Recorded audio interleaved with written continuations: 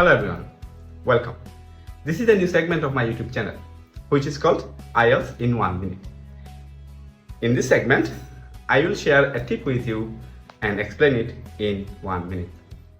So, আজকের টিপটা হচ্ছে যে ট্রু ফলস নট গিভেনে যখন আমরা কিওয়ার্ড খুঁজতে শুরু করব তখন প্রথম কোয়েশ্চনের ক্ষেত্রে আমরা শুধু একটা কোয়েশ্চন নিয়ে পেজে যাব না।